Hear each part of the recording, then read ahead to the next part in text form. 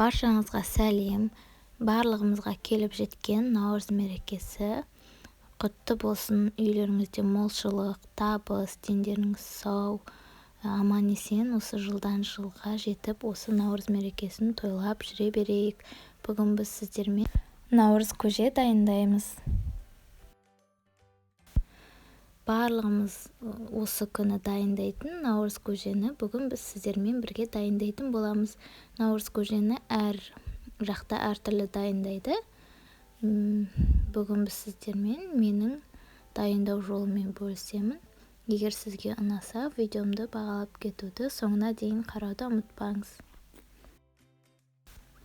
Осылайша таза ыдысымызға етімізді салып, етіміз қайнағаннан кейін осылай көбіктерін 2-3 қайтара алып аламыз. Содан соң бір қайнағаннан кейін тұзыңыз аздау болса тұз салсаңыз болады. Әркімде еттің пісуі әрқалай, сондықтан еттің пісуін күтеміз.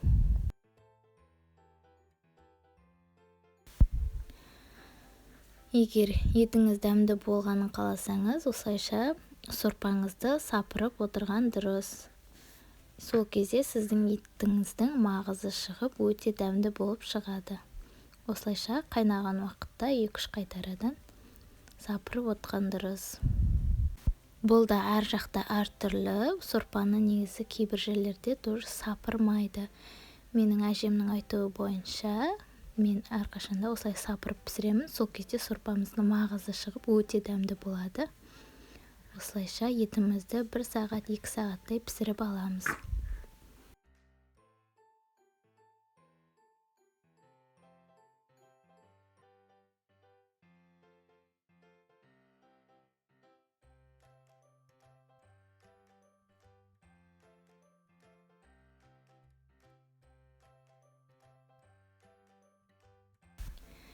Етіміз пісіп жатырған кезде бізге керекті тағамдарды дайындап қоямыз. Ол үшін бізге Наурыз көжеге 7 түрлі тағам қосылады. Әр жерде әрқалай қосылады.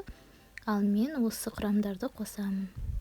Ең бірінші осылай құртымызды алып, ыссы сорпа құйып қоямыз. Содан соң құртымызды осы сорпада езетін боламыз. Содан соң менде переловка, күріш, сосын пшено, ет, мейіз және сүтпен айран қосамыз. Бізде бидайымыз ұзақ пісетін болғандықтан осылай үстеріне су құйып бұқтырып аламыз. 20 минуттай ұстаймыз.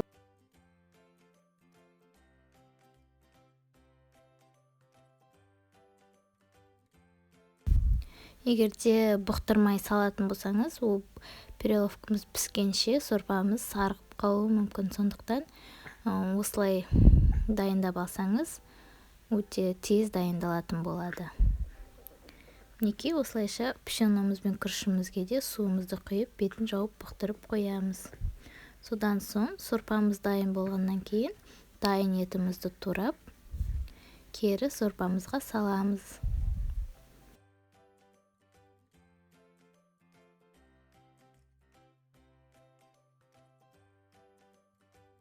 Содан соң бидайымызды саламыз.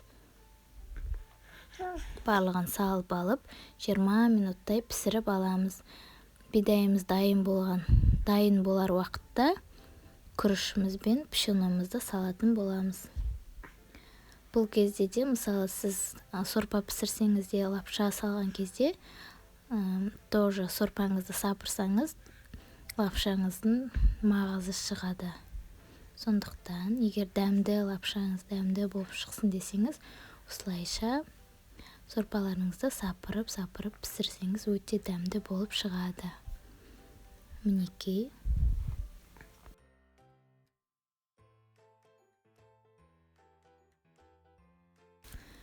Біздің бидайымыз дайын болуға жақын қалды. Енді кезекте біз күрішіміз бен пшеномызды салатын боламыз. Оларды да салып, араластырып, 20 минуттай пісіріп аламыз.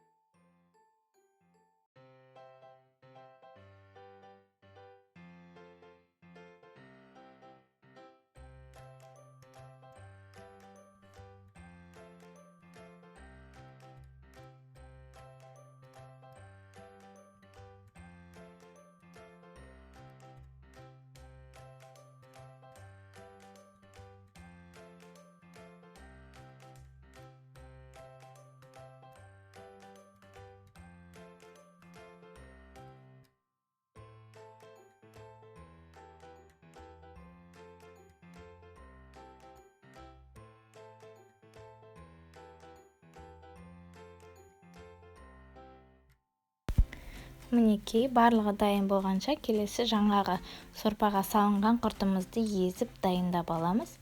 Содан соң сүтімізді, кефирімізді және мейізімізді дайындап қоямыз. Содан соң мінекей, біздің көжеміз осылай дайын болады. Отымыздың астын сөндіріп, бетін жауып, тағы да 5-10 минуттай ұстаймыз, барлығы әбден пісуі үшін. Қалғаны өзінің буына піседі.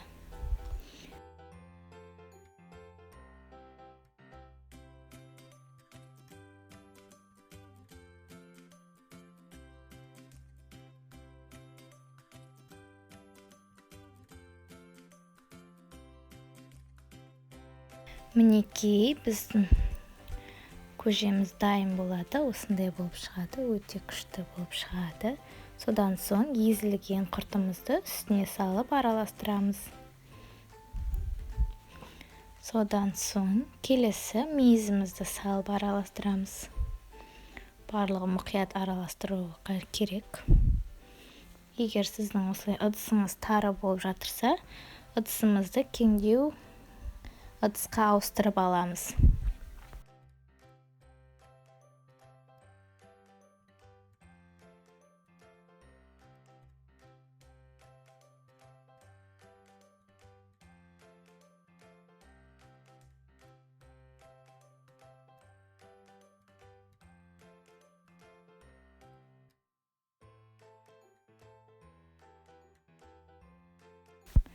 Менде мына ыдысым тары болғандықтан, екінші ыдысқа барлығын салып аламын.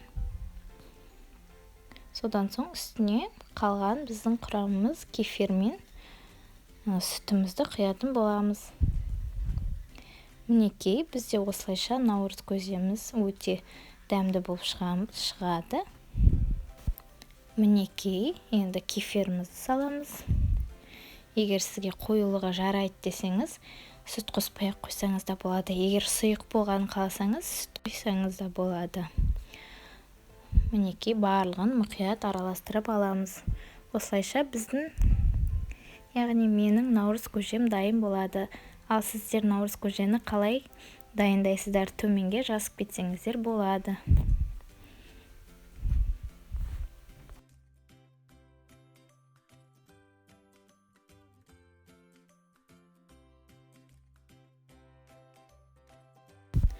Мінекей, осылайша біздің наурыз көжеміз дайын. Өте дәмді болып шығады. Наурыз көженің ең басты мақсаты құрттың дәмі шығып тұруы керек. Сол себептен құртты молырақ салсаңыз болады. Және де бұл сүрленген еттен жасалады сорпа. Яғни, егер сүрленген етіңіз болса, сонымен дайындасаңыз болады. Мінекей, осылайша біздің наурыз көжеміз дайын. Егер сізге ұнаған болса, видеомды бағалап, арнама тіркеліп кетуді ұмытпаңыз. Рахмет.